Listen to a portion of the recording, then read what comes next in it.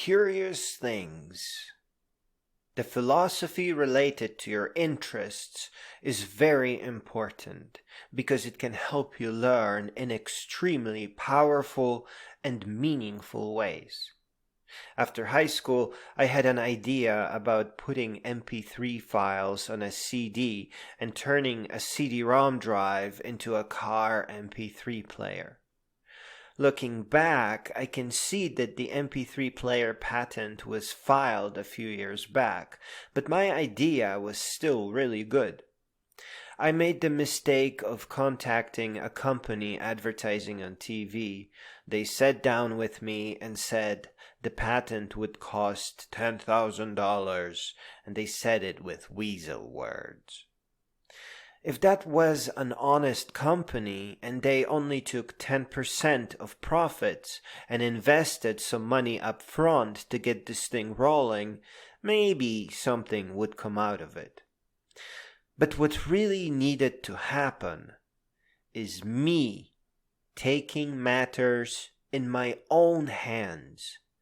Instead of playing with weasels, I needed to learn electronics. You see what the problem was. I misinterpreted my interest, my curiosity. This was a call to learn electronics along with programming. Not for a job, not for money, just to know how it all works, just to have more knowledge. And today I sat down after my workout and I sketched out an MP3 player that I actually really need.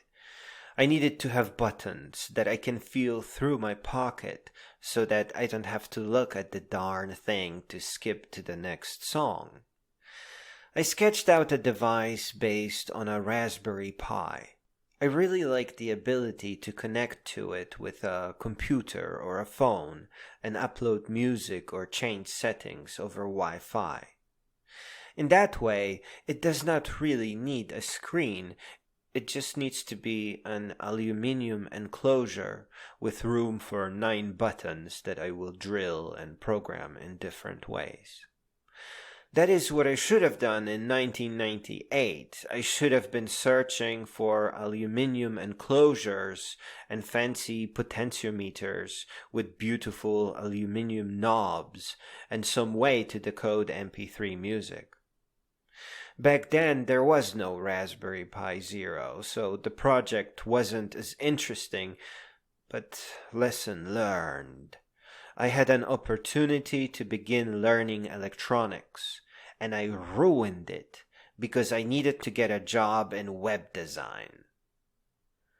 We must ignore what people are telling us to do and focus on doing what we feel strongly about, because that is bound to expand our knowledge in more meaningful ways that we will later need in real life.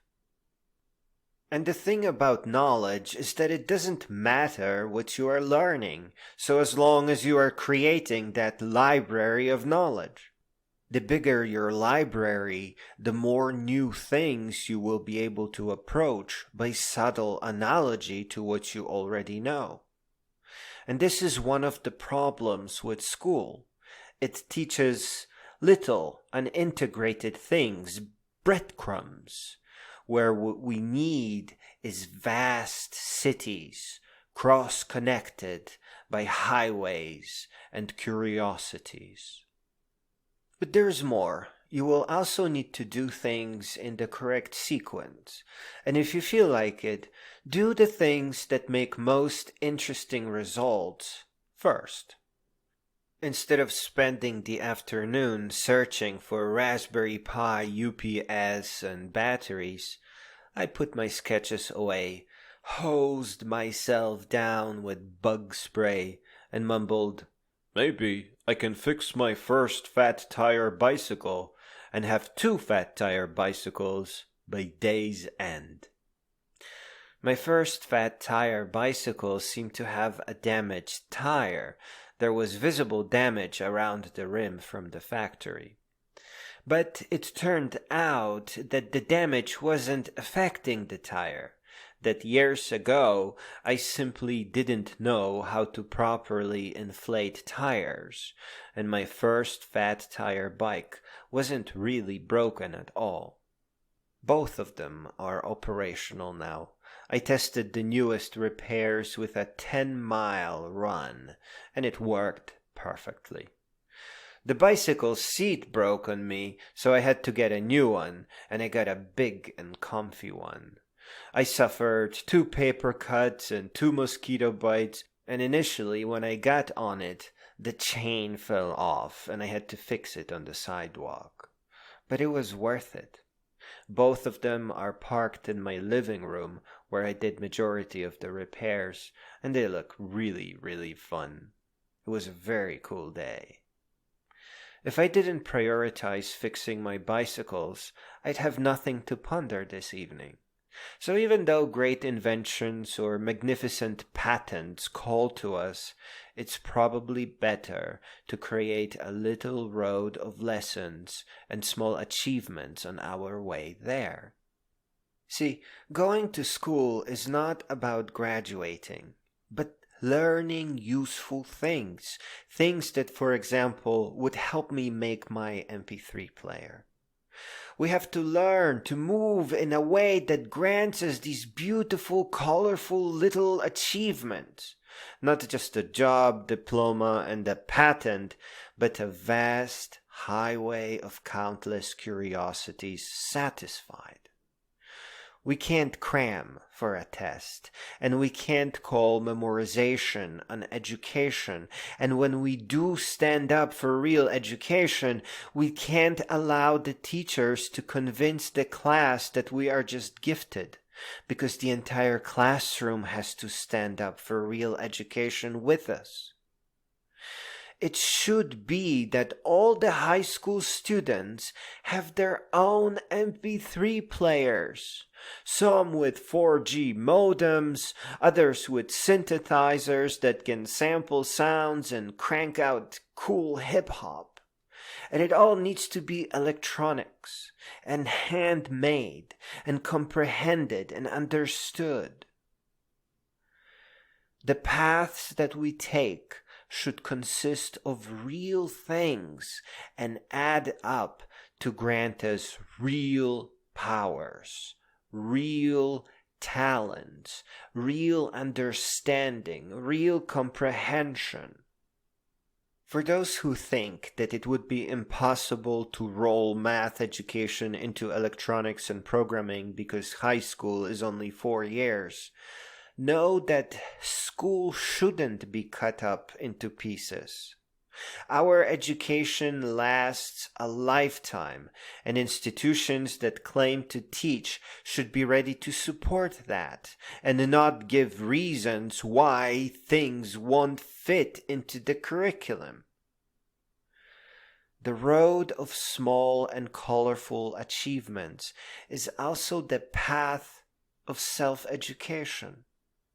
All it takes is reminding ourselves to slow down, that it is better to expand our knowledge in 10,000 ways than just one, especially when prioritizing a job or career or some patent over 10,000 colorful lessons that really call to us, that make us more of who we are, that feel like a great adventure.